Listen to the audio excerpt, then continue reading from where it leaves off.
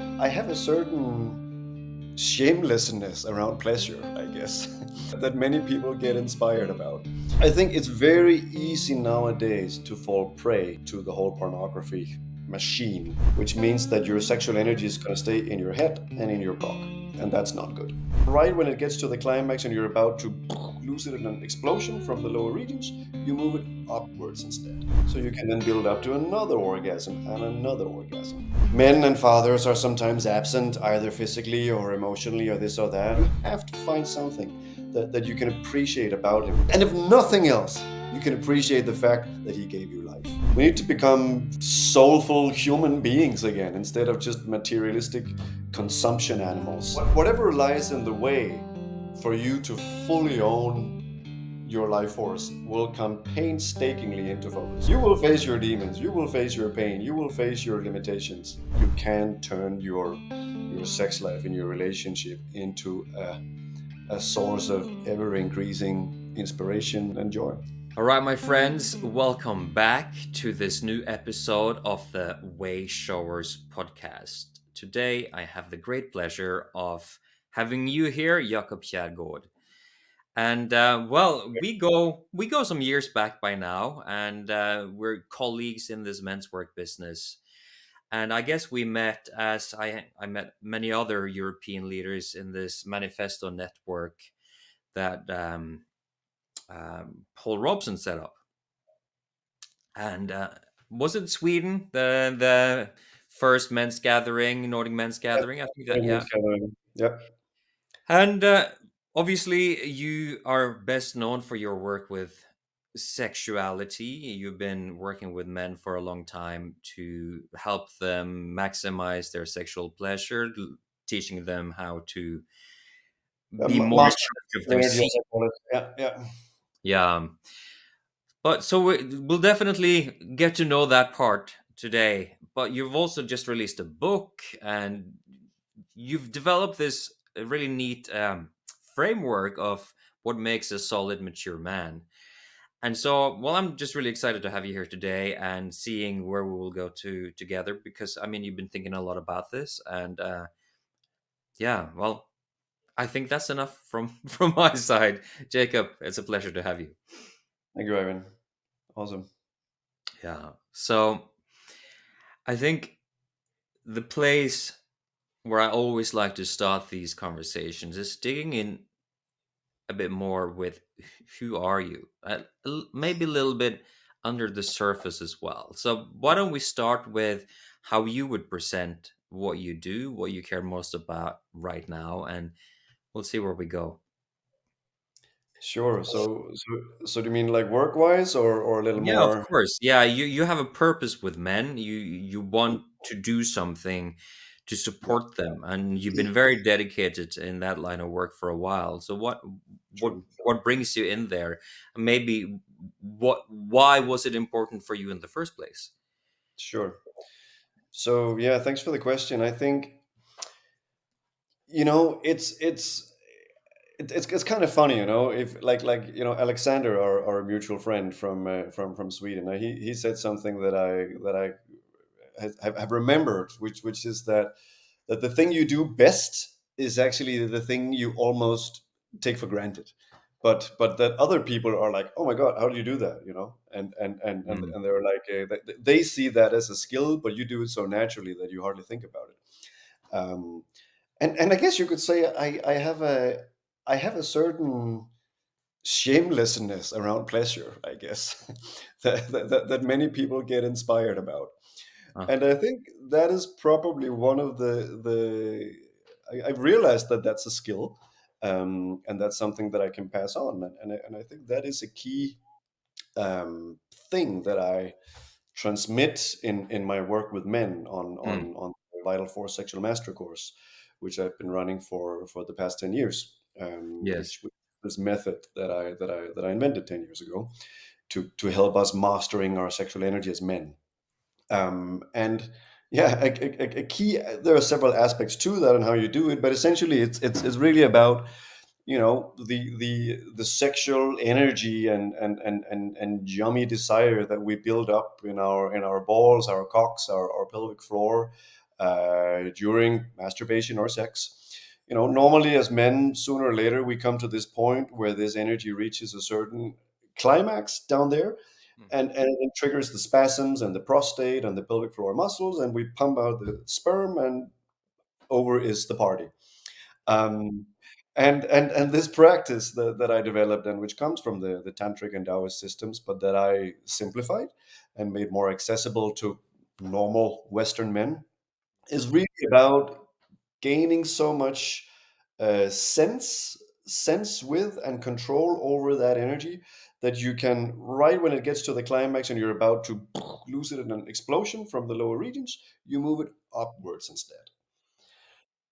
And when you do that as a man, you can experience that it really it gives you a lot of extra energy. It feels incredibly yummy. You can experience it like an orgasm moving throughout your whole upper body, your entire body for that matter. And what's really amazing about it is you then keep the energy, because it stays in your body. You don't expulse it through your cock. You keep it, so you can then build up to another orgasm and another orgasm. And and and there are some tricks and techniques on how to do that, and that's what I teach in that main program. And a key aspect of it is also this psychological attitude to really shamelessly enjoy yourself, shamelessly enjoy your own sexual pleasure.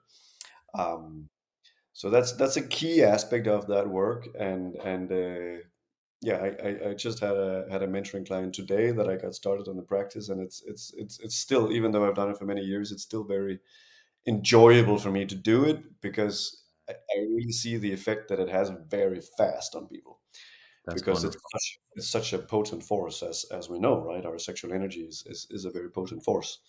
So if we learn to harness and use that correctly, it animates all the rest of our beings, and can inspire us, and give us drive in life, and yeah, just makes life more enjoyable.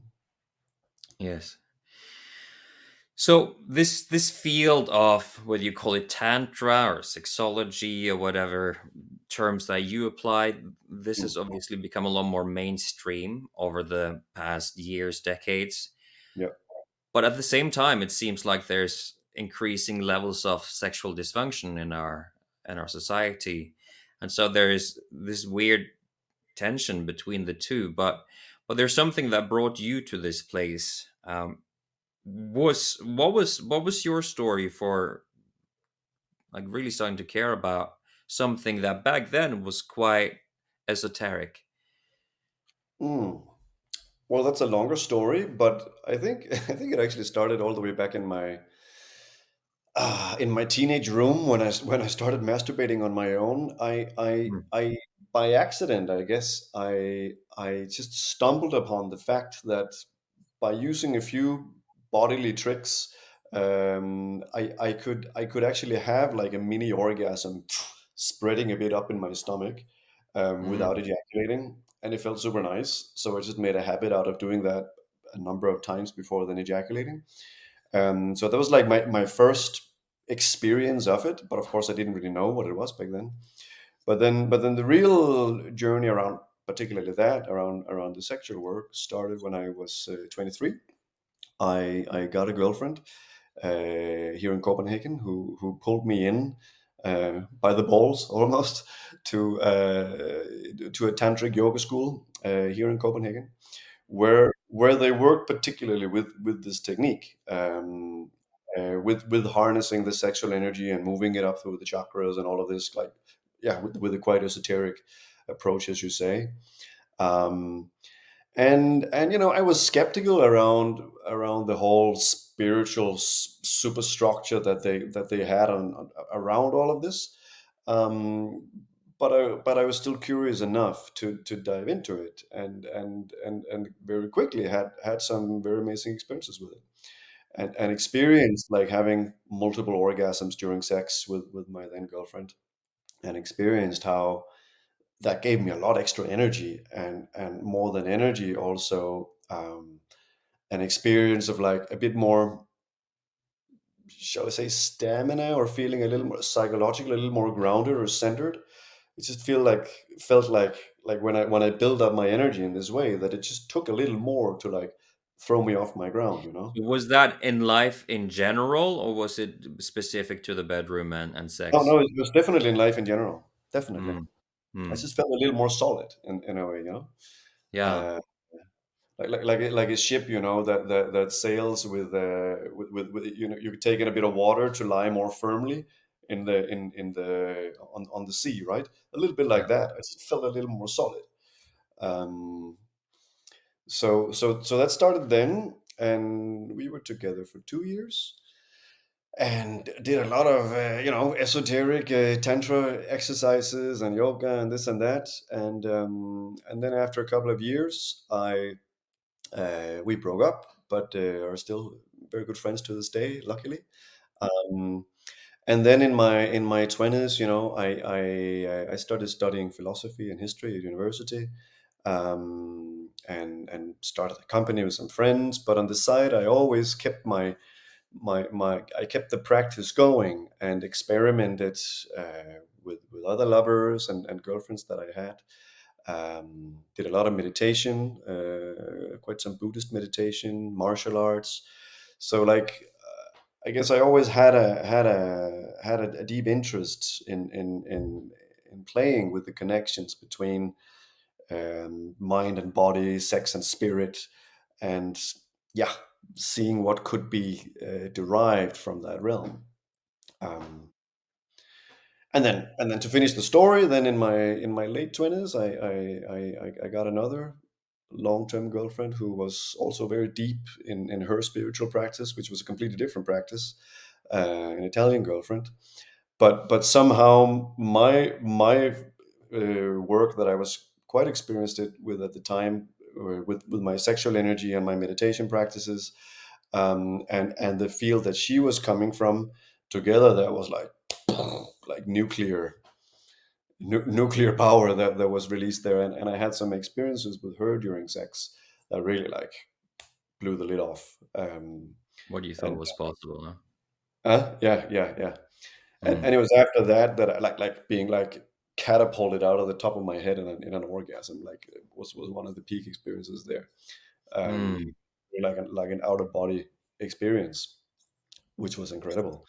And it was after that that I was like, holy fuck, this is too good to not be shared. Um, and then a couple of years later was that I created the Vital Force Sexual Master course, Right, of because course, yeah. I I, And I that's your really main business now, or maybe that's your only business. I don't no, it's, know. it's my main work. I have then Yeah, expanded into other fields, as we will also talk about in this podcast, like also indeed. what it means to be a man. But it started with the sexual work, and it's still the core of what I do. And then what I also found over the years teaching it was that not only can you get this amazing extra energy and use it for inspiration and creativity and whatnot, but the practice also solves a lot of very real challenges that men face sexually, like Hmm. premature ejaculation, performance anxiety, various aspects of erectile dysfunction. Most of them are solved through this practice, because it brings your sexuality in balance again after, you know, years of excessive porn use and excessive ejaculations and this and that. It brings it into balance, and when it's in balance, the symptoms of it being in imbalance disappears. Yeah, So, and so yeah. and and men and sexuality is it's this funny thing, at least in my experience. Let's Mm. start with that I'm obsessed with it if I don't have access to it, or Yes. Yeah. yeah, like I become somebody who thinks there's something wrong with me because I don't have access to it, or like there's this. It's very easy for us guys to make sex into something huge in the absence of a Yes. functional sexual relationship. But once we actually get to a place of having a stable, committed partner, and the sex is good, and you can last for as long as you want, all of a sudden it's not something that occupies nearly as much energy. At least this is my experience. Or like doesn't take up so much mental space. Is this part of it as well, that like men are moving towards more peace in their life, that they don't have all of these daydreams and obsessions because they don't feel fulfilled in sex? Or what is your experience with this? Like you mean for people who are in long-term relationships? No, I'm talking about the people who don't have access to sex, and that that have that feel like they need to turn to porn to feel in Mm, touch with a feminine form and energy. And there's mm, this obsessive, like, you get really stuck in your head and in your thought patterns, right? And it sure. seems like there is a maturing process through the crucible and gauntlet of sexuality, where you start to come to more rest with yourself as a man, like Yeah, it. ideally, sure. For those who are aware of that and take that journey, it can lead there, sure. Yes, But I think, as you say, many people.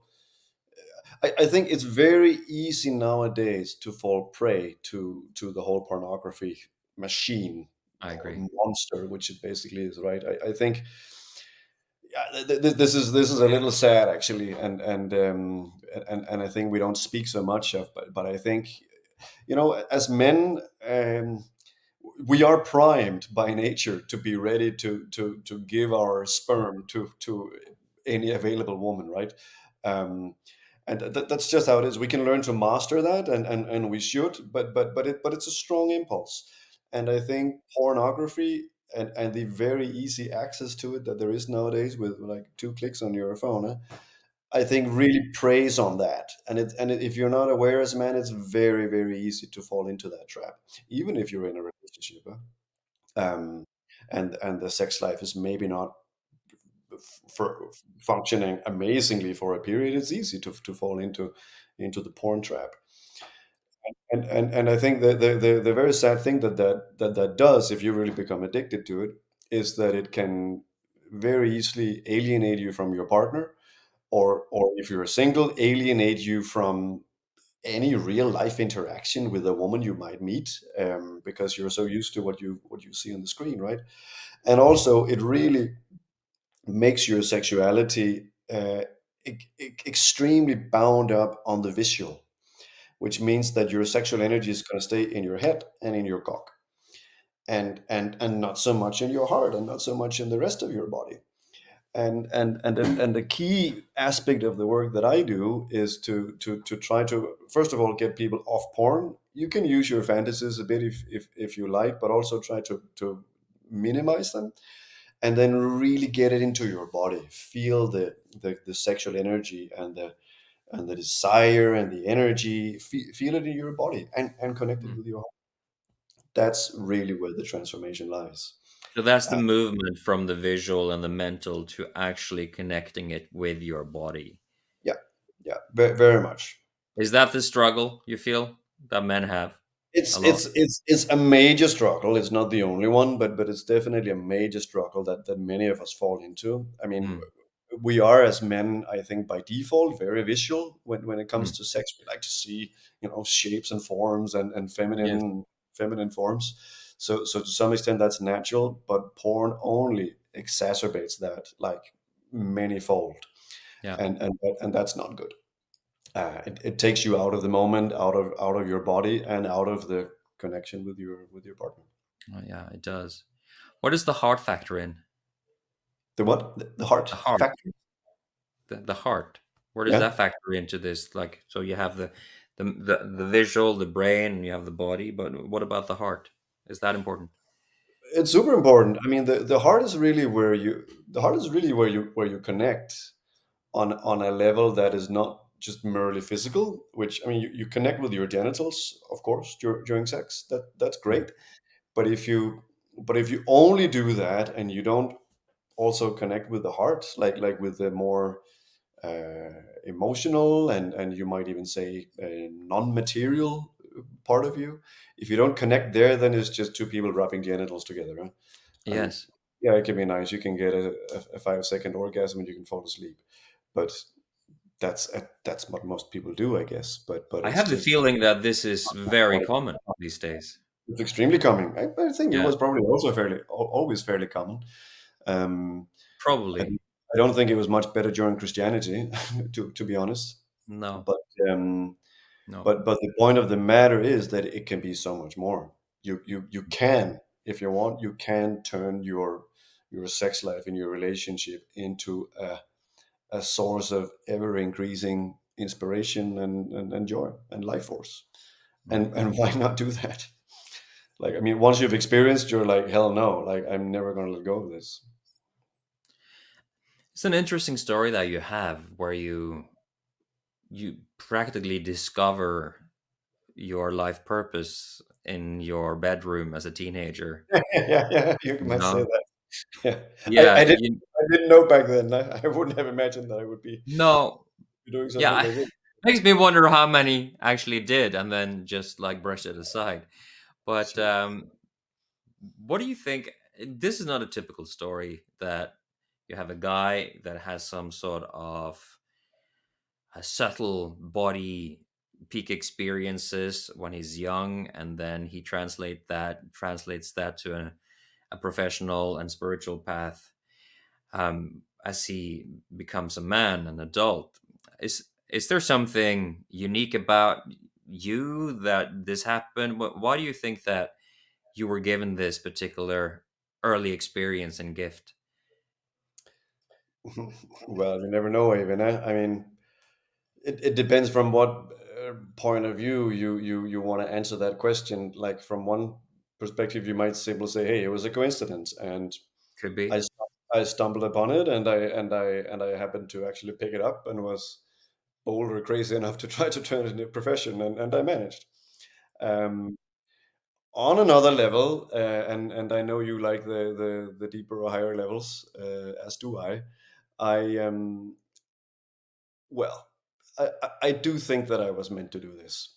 Um, Actually, and I think when I look back on the experiences that I've had with women and girlfriends, and I can see a trail, I can see that I've learned so much from the girlfriends that I've had. Also one who was somewhat older than me, that oh my God, I learned so much. I wouldn't be who I am today if I hadn't been with her. I can see there are many things that played together to bring me to this point where I had something to teach, on these issues. So I think there are higher forces that sometimes have a plan with us, and try to nudge us in different directions. And I choose to believe that that was also the case with me. Then we can sometimes ignore those signs, or we can listen to them. Yeah. Um, but I think it's generally better when we listen. Yeah, and you did. And I did. I know based on your 12 what's the name of these 12 Oh, 12 yeah. The rules 12 or steps to becoming a man.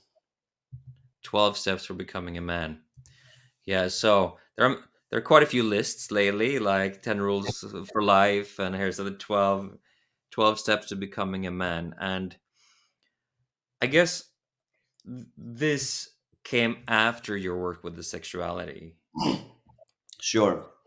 Yeah. Yeah. So this is where it expands a bit. Like the work with the sexual energy and mastering your sexual energy has been the key work that I have been doing professionally, and that I've really like developed, and also now written a book about, Mhm. that you just mentioned, Bedre Sex Man, in Danish, Better Sex Man, that just came out half a year ago.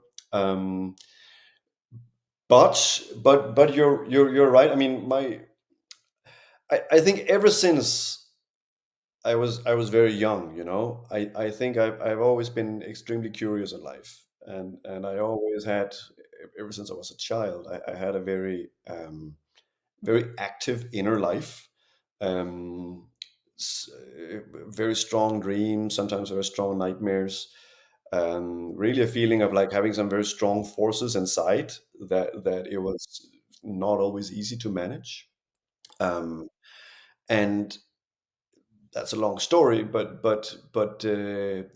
but I had to manage it. Otherwise, it would have torn me apart, and it nearly did a couple of times.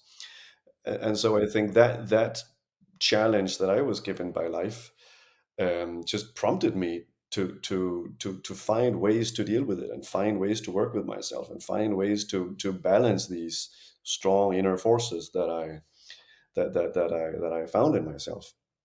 Um, so that whole long journey over the past 20-25 years has given me a lot of experiences, and has also helped me find some very interesting tools. And then some years ago, I think around the time that I met you at the first Nordic Men's Gathering, I was in Italy at a special place that I've come many times, and I had an inspired moment, and I was like, okay, like what if I should create a curriculum for men based on the most useful things that I have found and worked with myself in my life, like something that it would benefit every man, regardless of skin color and culture and upbringing and this and that. Something that no matter if you're a man and you're in a male body, then it will benefit you to work with these things Mhm. in order to build yourself as a man, as a mature adult man. What would it be? And then I put together these what I call the 12 steps towards becoming a man, which you can find as a blog post on my website too. Um, Yeah, we'll make sure to attach that link sure, to the podcast. sure, yeah. And I'm thinking that will also become a book, and probably a program one day. Mm.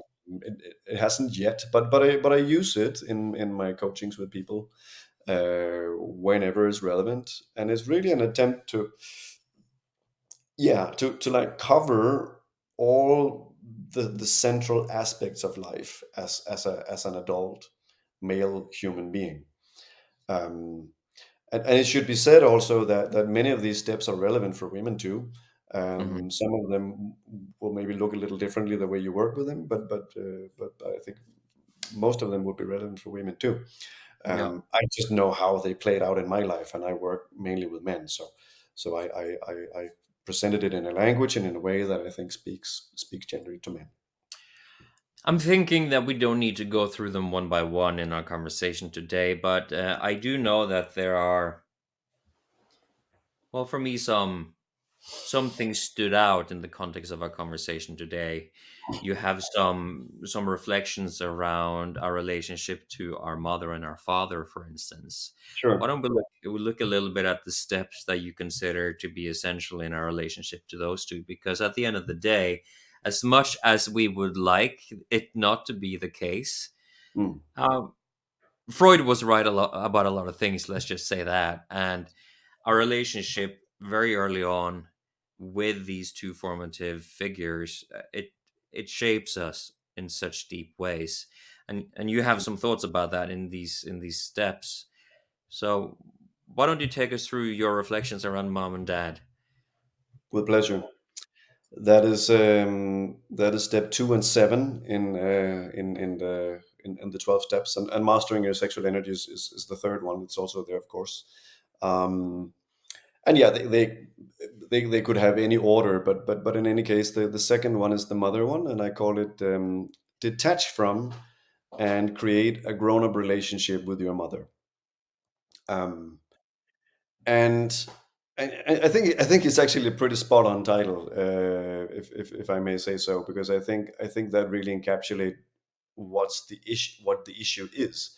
I think many people nowadays, and especially many men, do not detach properly from their mothers. Every tribal society on the planet had some pretty intense rites of passage to for the young kids, and especially the young boys, to detach from the mother world of infinite love and nourishment and care, and go into the world of the men of the tribe. It was a very, very some of these rites of passages were super dangerous, and some boys didn't make it through. Like some of it was like survive 3 days in the jungle on your own and then come back if you make it, or stuff like that, right? Um, and of course, that was a completely different society, and it was a tough world that you had to live in. So some of that might have been necessary back then. I don't think it is today. Um, but the point is that I think all of these tribal societies knew that the mother child, and in this case the mother son bond, is so strong that you need to make a very strong clear cut to break it, to fully take the child into being an autonomous, self-reliant adult individual that can take care of itself and find its own food and ultimately become a contributing member of the tribe, instead of a child that just takes nourishment and care, right?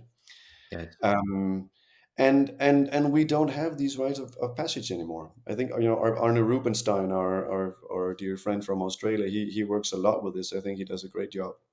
Um, and Yeah. and and this Reclaiming a is, throne was always meant to be a huh? sort of a modern reclaiming a throne, the initiation, that was always meant to Yeah. be a contemporary offering to address this hole in our culture.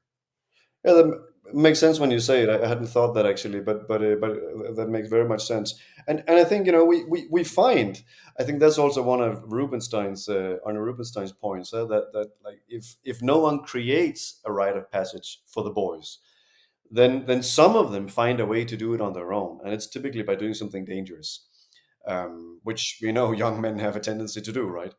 Um, and it's not just because they're stupid and reckless. It's also because they're actually longing for some boundary, or some, like I think longing for their own mortality in a way, to feel like what are the limits here, right? And if they had strong male elders who could show them the way, and like say, hey, this is the limit, and this is your path in life, and this is how you can grow as a man, and this is how you can mature and create a great life, then they probably wouldn't need that. They wouldn't need to do these like reckless things on their own, and rebel against everything. I think they do that because they don't have good and strong and inspiring role models that can show them the That's way. true. Yeah. What do you think about this, Jacob? I see this intense experience that the young boys, the young men had back in the days as it's obviously a very formative experience, and we certainly lack that. But when I think of, for instance, gang members in urban inner city gangs that Mm. maybe kill a rival gang member as some form of initiation, and obviously some of them might die and die in the process, but it's like this That's really a rite of passage, sure. soulless contemporary version, this really dark, malicious contemporary version of it. Not that the ancient tribal rituals were altogether love and light, based on what we know about them, but I think it's worth considering that there is the ritual itself, and then there is the social contract that you step in after the ritual is complete. True. Because I feel like when people get addicted to these really vicious criminal gang environments, they're also within a social contract where, at the very least, they're being perceived in a particular kind of way because they have done some things.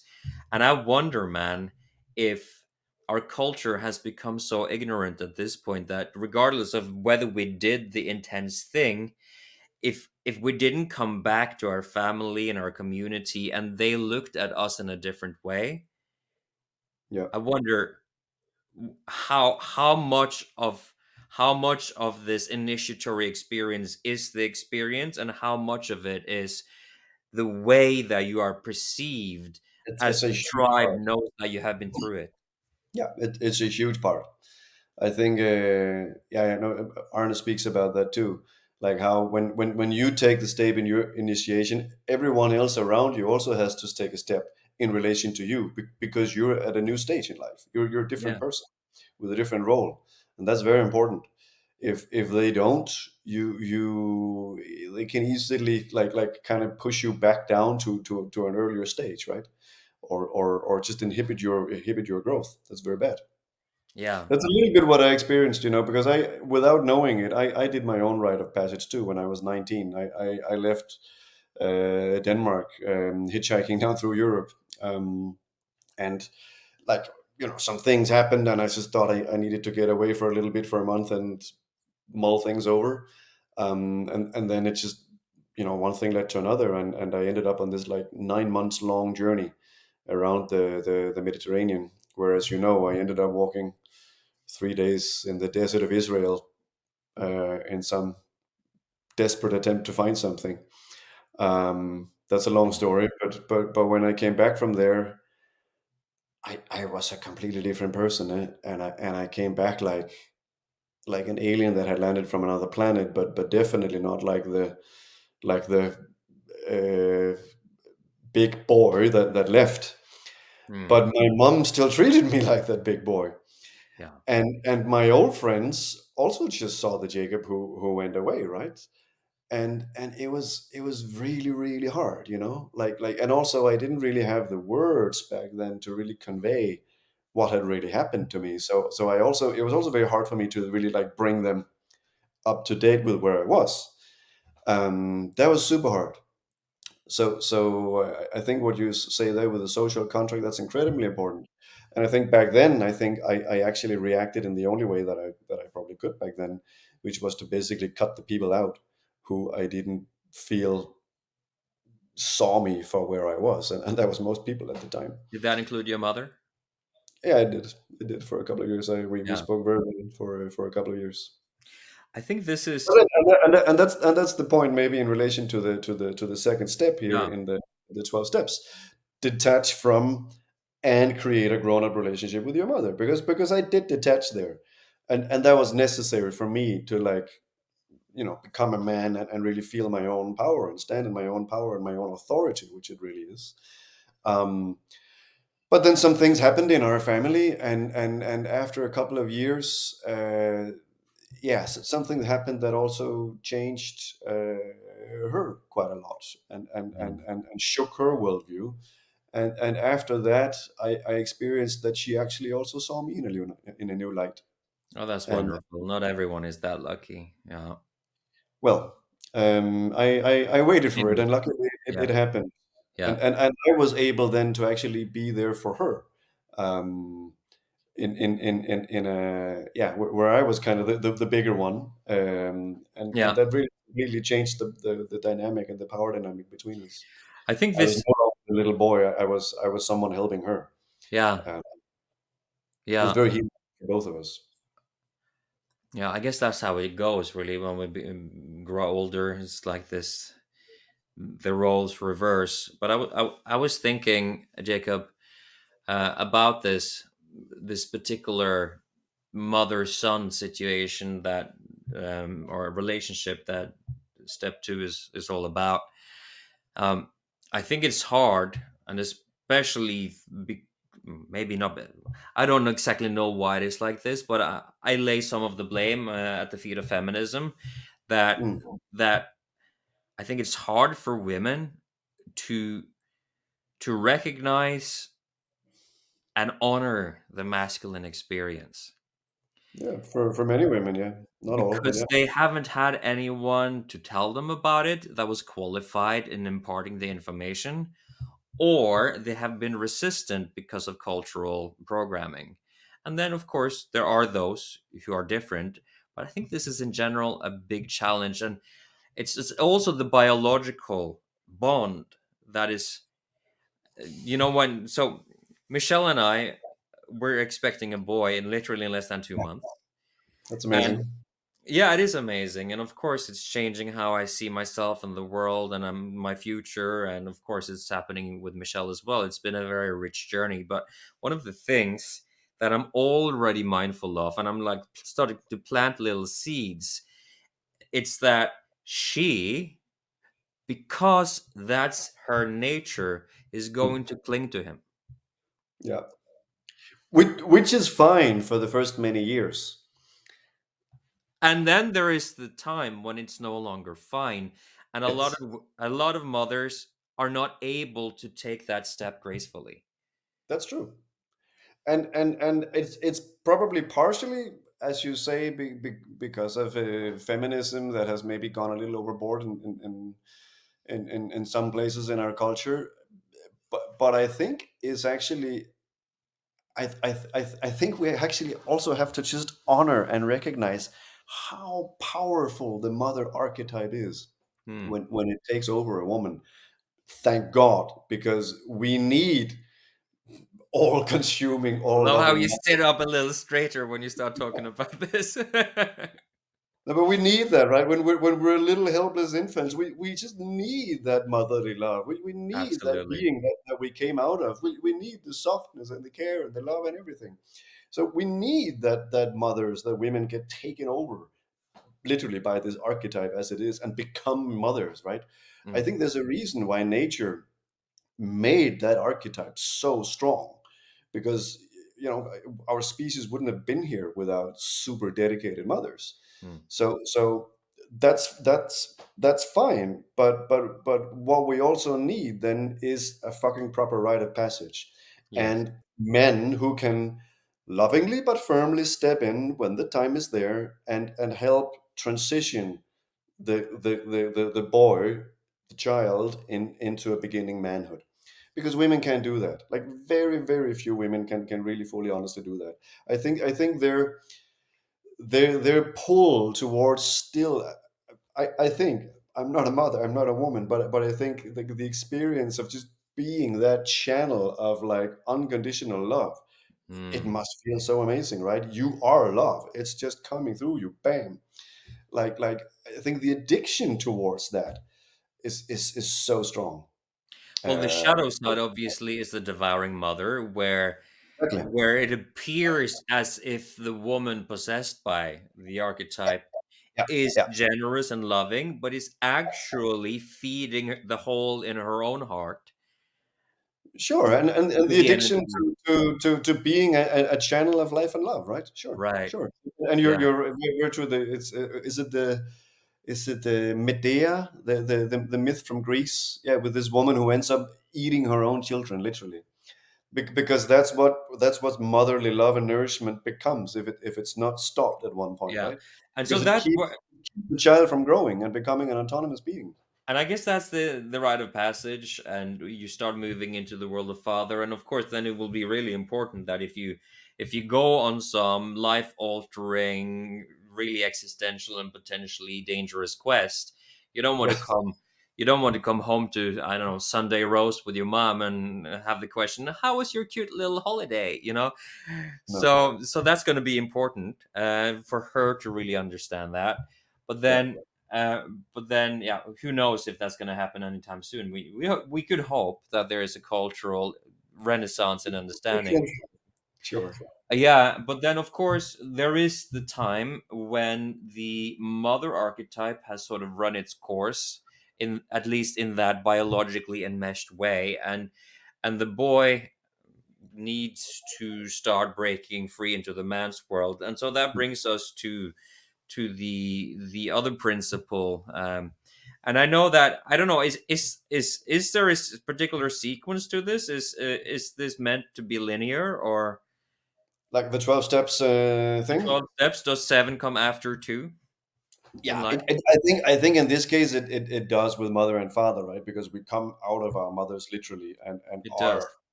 are in her world in the beginning of our lives, also Hmm. after we're born, huh? Yeah. Whereas as the world of the father is something we can move towards.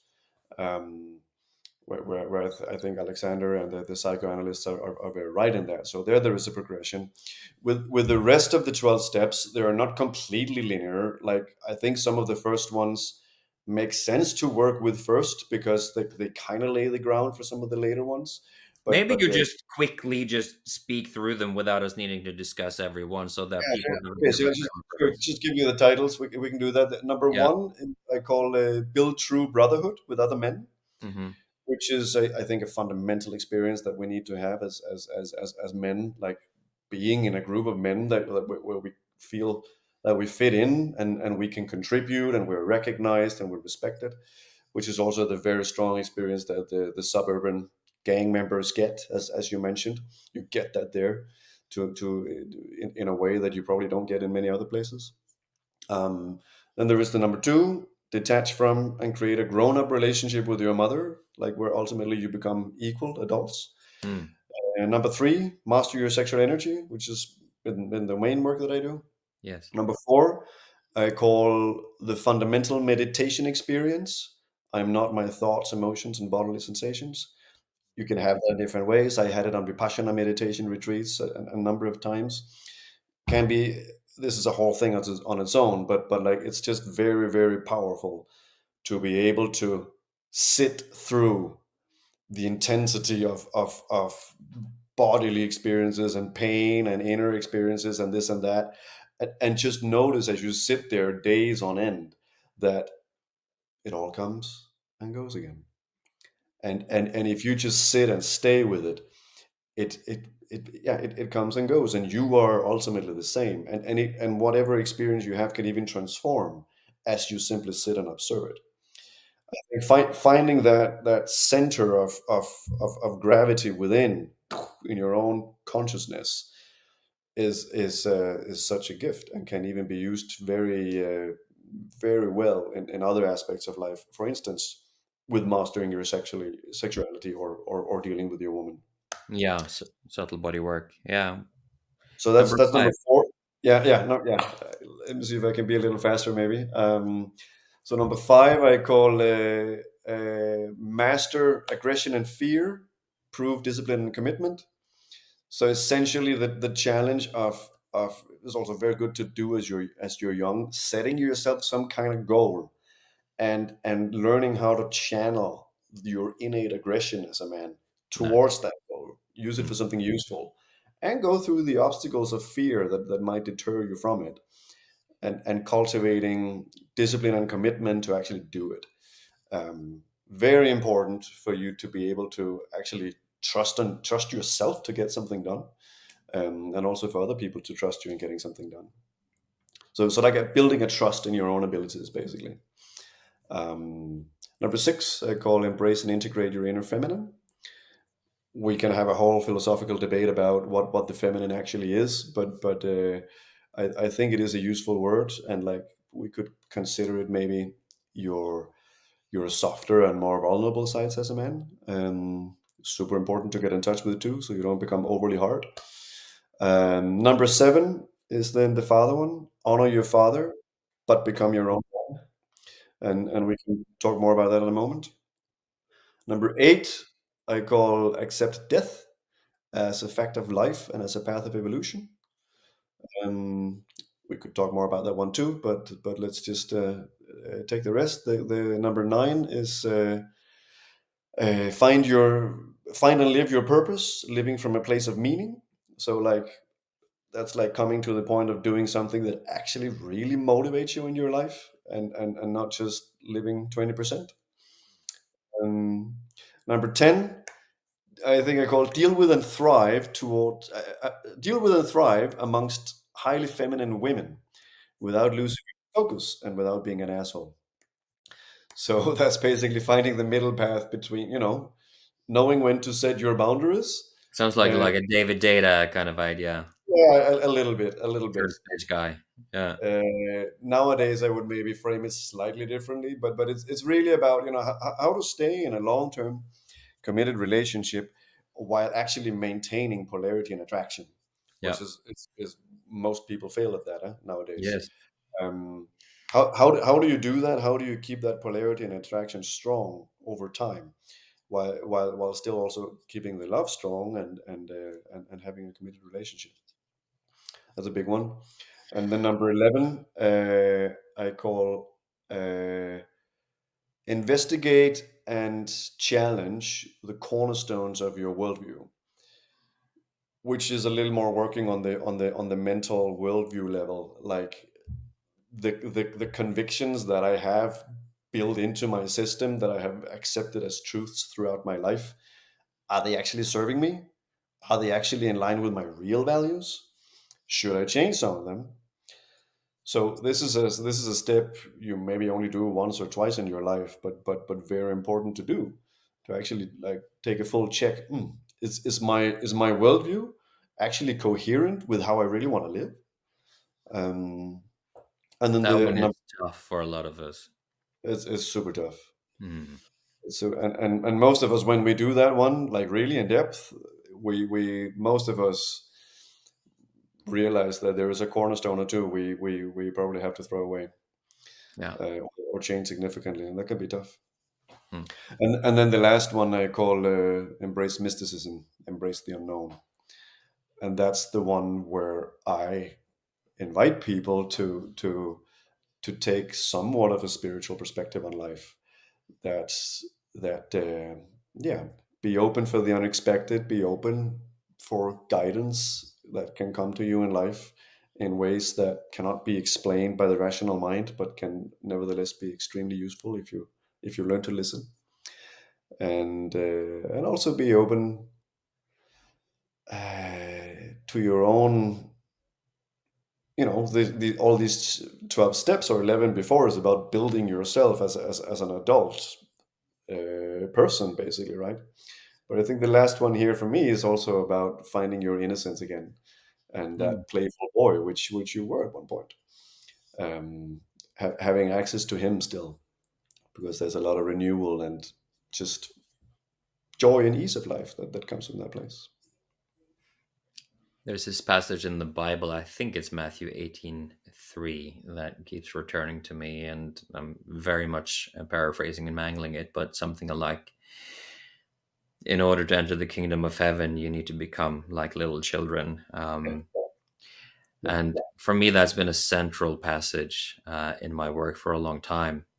yeah, And I do believe that um, I, I noticed that the word God was absent in your list, but I guess this is where I would yeah. You end could fit the it in book. here in the end.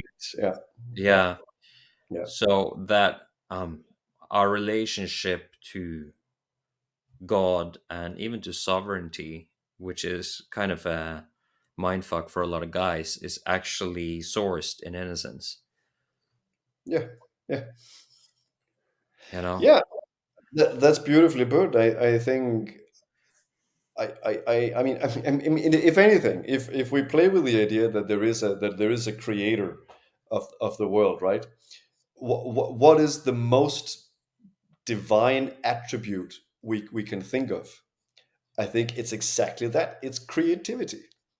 Like if some force created the world, right, and created us, like when are we most gods?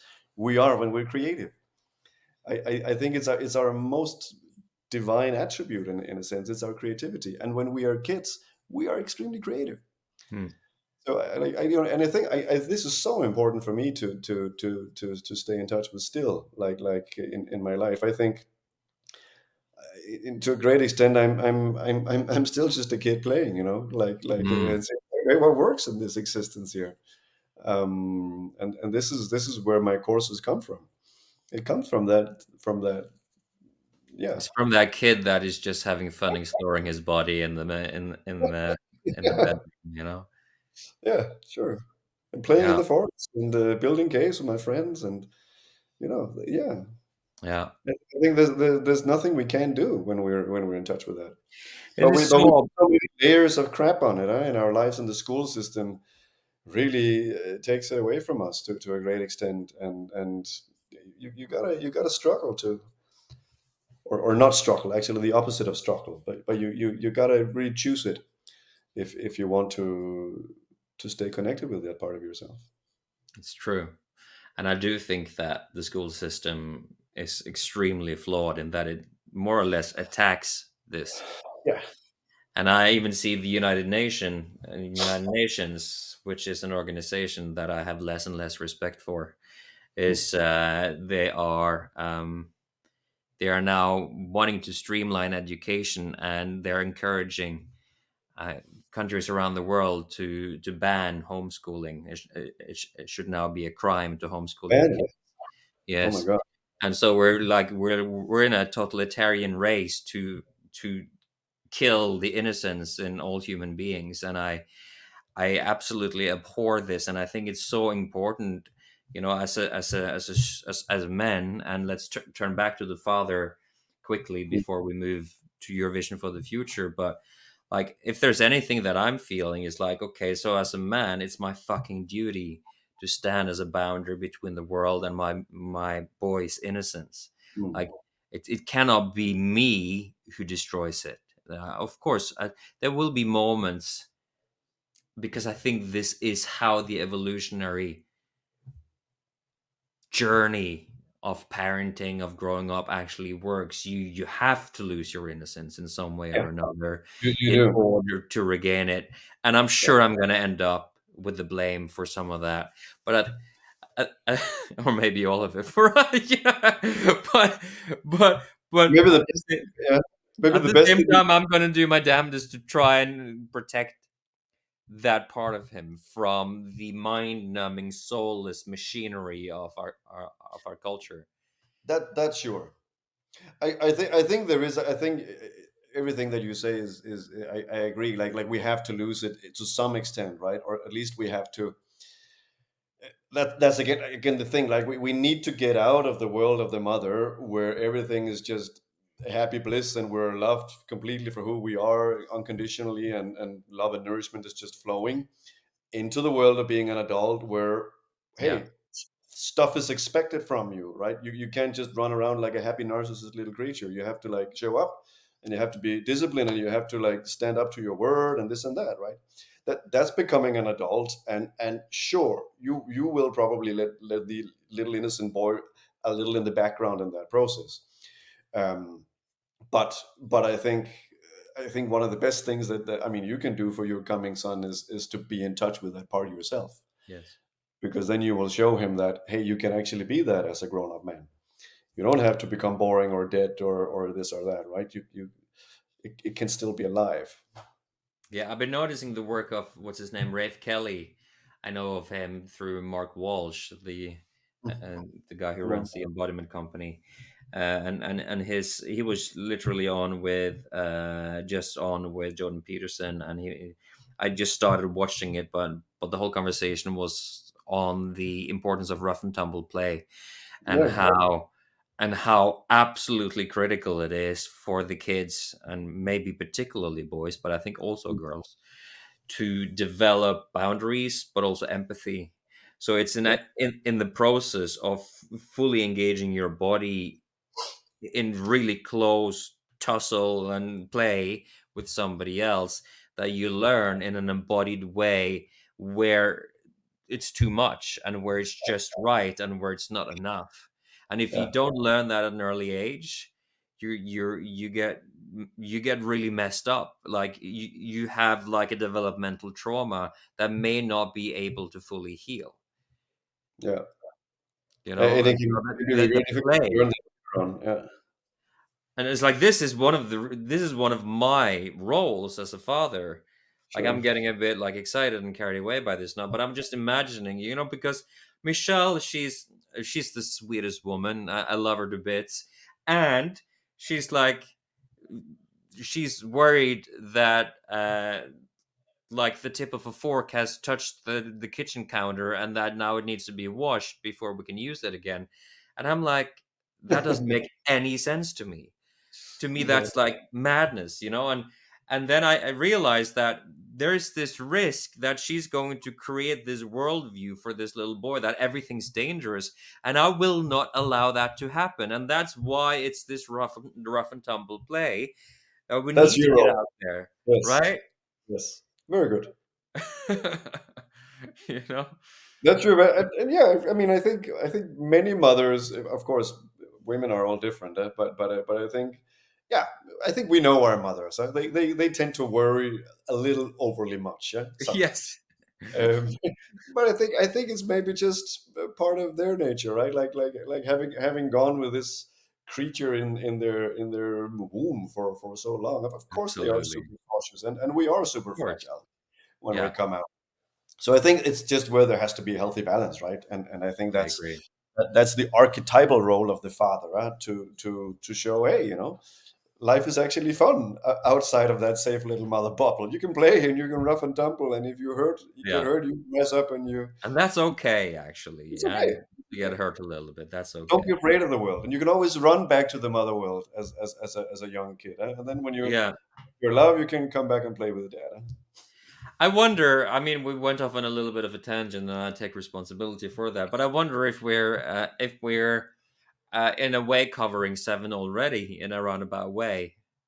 Well, we could maybe say one thing, right? Because I think the father wound is also very big today, right? Like here we're describing, I think what would probably be a pretty ideal scenario Mm, of how mother and dad could support each other in an archetypal way, of course. And then of course yeah. there are differences in personalities, right?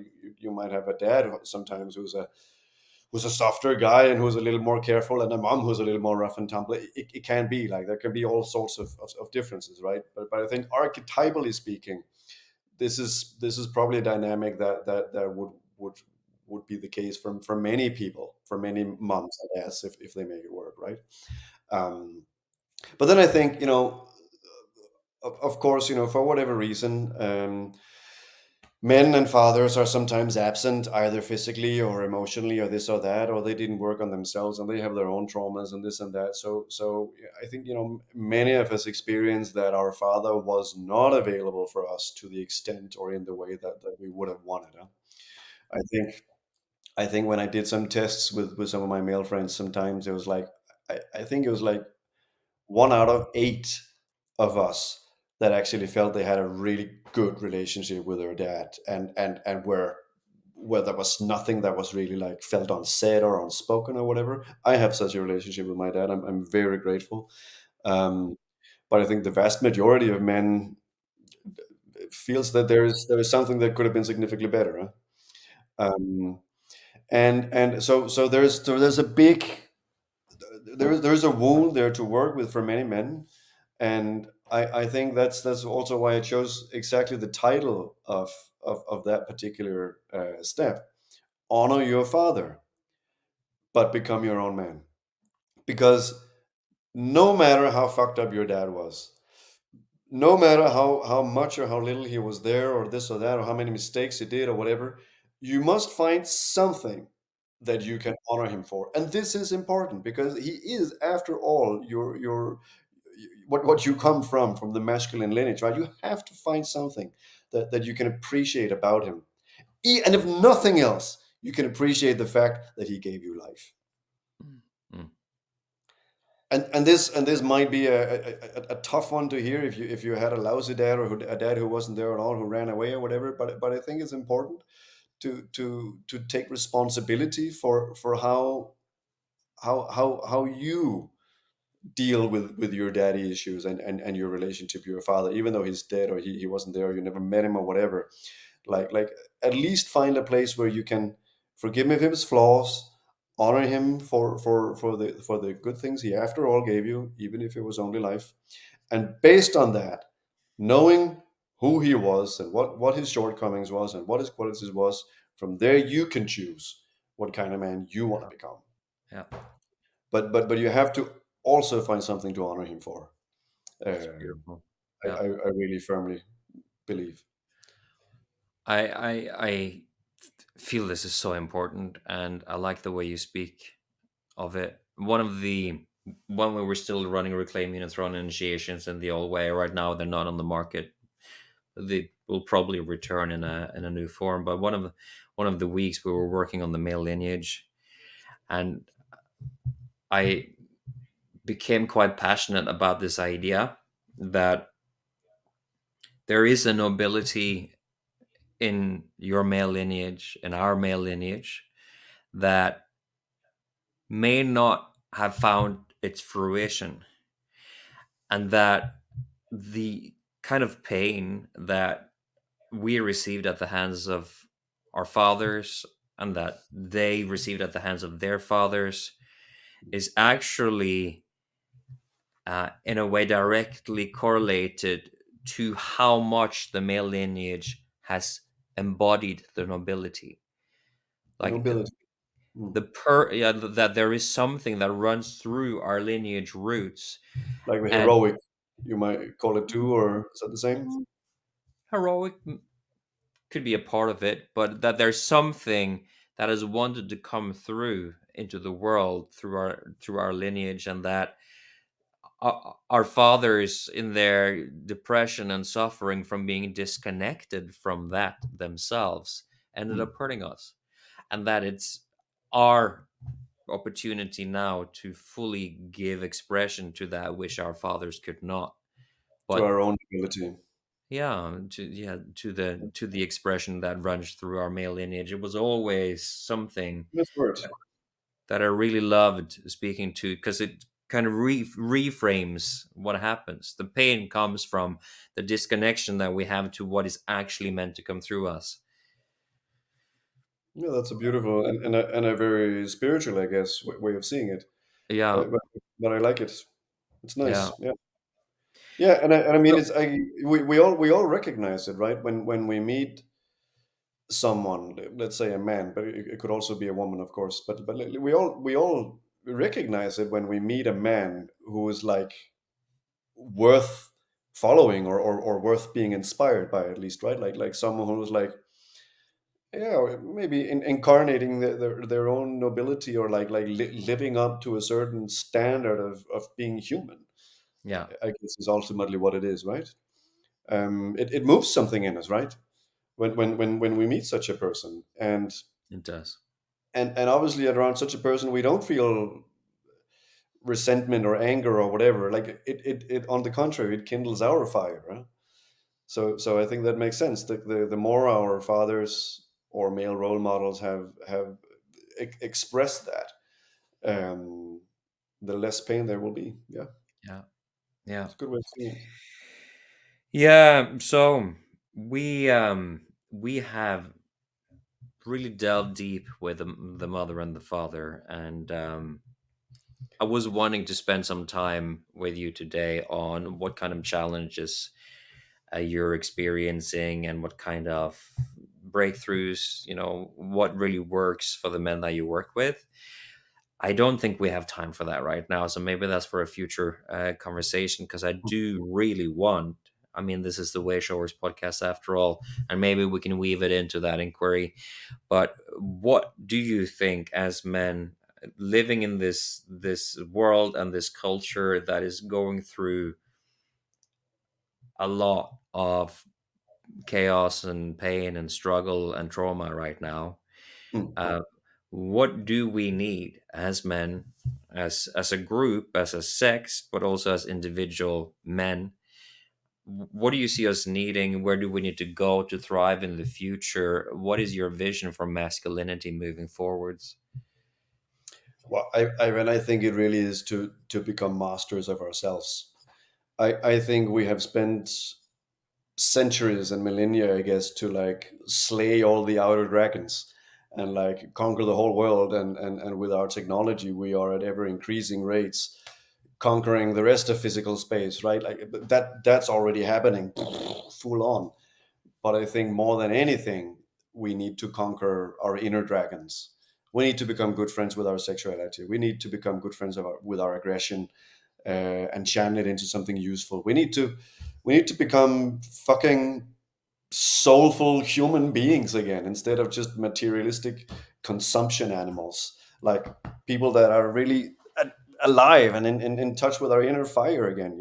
Mm, Um, and there are so many pitfalls and things that bring us away from that. Just talking about pornography, right? And social media and mass entertainment and this, and there are so many distractions. Like distractions are like a billion times what they ever were before. yeah. Like pollution of our minds. So I think, what, in my humble opinion, what we really need is to really bring focus back to ourselves, back to our own bodies, back to our own sex, back to our own minds, and learn to master that. Mm, because the world can go haywire around us, and it has before, and it will again, and there will also come more peaceful times again and more stable times. These things will always change. That's history. I studied history. It changes all along. Mm. Um, but so, and you can't really change much there unless you're like the president of the United States, and even then there's a lot of forces affecting you, right? But what you can work on is yourself. You can work on mastering yourself with the 12 steps, with mastering your sexual energy, with a bunch of other tools that are out there and are available. You can become a master of your own house.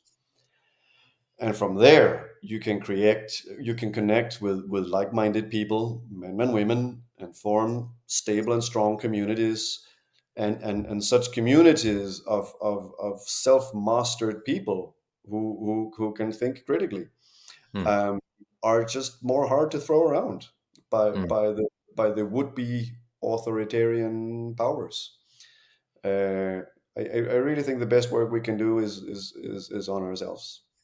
And do you find that the men you work with their sexuality and whatever else you're supporting them with, are inspired by this vision, or are they just Yeah. focused on resolving their personal issues? Well, it can be both, right? I mean, I think, yeah, some feel a motivation towards something greater, a more spiritual vision, you might say, Yeah. or greater vision for manhood. But sure, many also come with their concrete problems. But the great thing, and this is a little bit my hack, I think. The great thing about working with men and sexuality, and about working with it in this particular way that I do, where it's not, I don't give them a pill, I don't give them a lotion to numb their sensitivity in their cocks or whatever, right? No, I teach them to master again their sexual energy in their own minds and their own bodies, and that solves the problem. Like virtually whatever problem they're coming with, it can take longer for some, shorter for others, but it works. But what it also does in the process is that it brings them more in touch with themselves and their body and their Mm. sex and their heart. It's inevitable. It's a part of the process. So many of them over time, yeah, they solve that issue, but they also discover a whole new realm inside. I Mm. tend to say that, like, this work with mastering your sexual energy, it is the best and fastest way to kickstart a personal growth journey for men, Mm. because so much of our energy simply goes out with our ejaculation, right? And Mm. so there's a lot of seeds in the rest of our garden here that simply don't get watered, and Yeah. then we don't feel. Yeah. But when you start moving the energy this way instead, you feel it more, and you can start feel talents and aspects of yourself that you never knew was there before. Um, so I think even though people come sometimes with a very concrete problem they want to solve, and yes, it works at that, they actually get a whole extra bonus that they didn't expect. So if they Super. didn't have that greater vision, many awaken to it. I guess really at the end of the day, mastering your sexual, well, vital force, it is life. And in order to hold more life Yeah, in your system, that's you what it need is. you need to remove a lot of the blocks that prevent you from holding the life, and then things will surface Yep, naturally. yep, So that, I very, suppose, is the gift of the very work. true. Yeah. So you also, I mean, that's true. If you really go into it, right, you also all of whatever lies in the way for you to fully own your life force will come painstakingly into focus. Like Yeah. you will face your demons, you will face your pain, you will face your limitations, and that's fine because then you can see them and then you can work with them. Um, Maybe, if you, maybe it should be a requirement on the curriculum of becoming prime minister or president to learn how to master your sexual energy. I think that would be a great idea.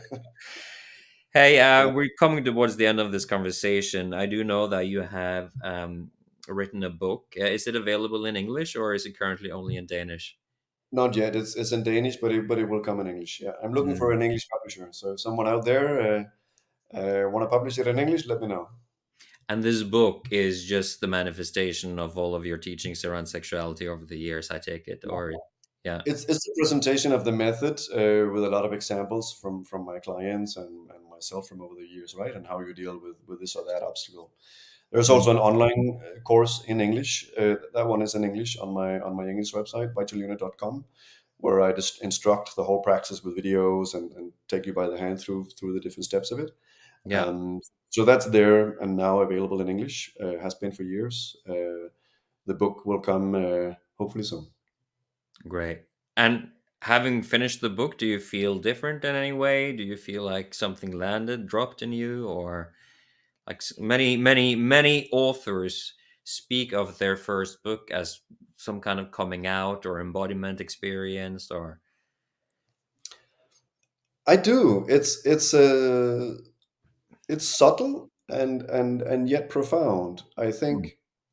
I think it actually only landed in me when I was away for the winter, and I had a little time to like get a little bit at a distance and mull it over. But I think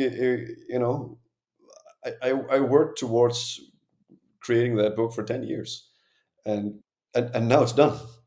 And it's almost like now or on my winter trip here, I really felt like, oh my god, like if I'm no longer the guy who is writing that book and on the way with that book, who am I then? you know it was a little bit of a vacuum after that. um but this is speaking into step number 8: accept death as a fact of life and as a path of evolution. This is I think there are moments in life where you need to let go of something, and you need to like fall into that space of emptiness yeah, when an old part of your big identity. project is complete. Huh? When a big project is complete, and the Yeah, yeah, yeah, masculine mind tends to like celebrate for like 3 seconds and then move on to the next one. exactly. And if Yeah, you do that, then you actually don't get the full wave afterwards, right? With exactly. Yeah. I guess so this is also in part connected to this idea of embodying your feminine side. So to receive the fullness of the experience of completion. true. and Yeah, and to receive an impulse for whatever new is wants to happen through you, huh? Yeah. super. Yeah, I have two more questions for you. Yes. I ask everyone these questions. Uh-huh. What do you love about being a man? That's a good question. I love my male body, and I love. I mean, this maybe goes without saying with the work that I do, but I love to have sex with a woman that I love, and feel my masculine force holding and penetrating her, and yeah, and opening her up and connecting even deeper with her through that. I Mm, feel that's when I'm really in that, I feel I give such a gift to her, and she gives me such a gift back. beautiful. And then, if you could give one piece of advice or one practice to all of the men listening, that you would have a 100% implementation rate from all of these men, what would that be One practice. in order to support them in improving their lives? It couldn't be just Okay. a mind or a perspective shift as well. It doesn't need to be a practice. No, no. Well, then, in line with what we've been talking a lot about here, I would say, and this is an aspect of the Vital Force Sexual Mastery process that I teach. I would say take 3 weeks where you don't watch porn and where you don't ejaculate, but where you are frequently making love with yourself, not just with your cock, but with your whole body. Give yourself the same care and attention that you would give a wonderful lover of yours during a full long foreplay. Do that with yourself. Be sexual with yourself. Play with your cock, but not in that like fast way of like building up to a quick climax.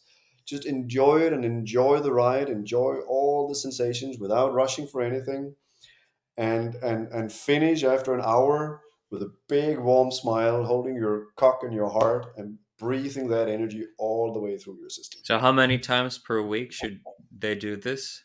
Well, if you can do it every day, it's awesome. But if you can do it 3 times a week, it's also great. Super. Do, Okay, do great. that and see how that will like blow your mind in terms of how you feel yourself in a different way, how you feel your pleasure in a different way, and yeah, and how much energy it gives you.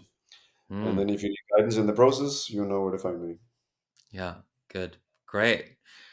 Well, thank you, Jacob. Let's give Pleasure. these men who have been watching and listening today, whether on YouTube or Spotify or Apple Podcasts or wherever, let's give them an idea of where they can find out more about you Sure.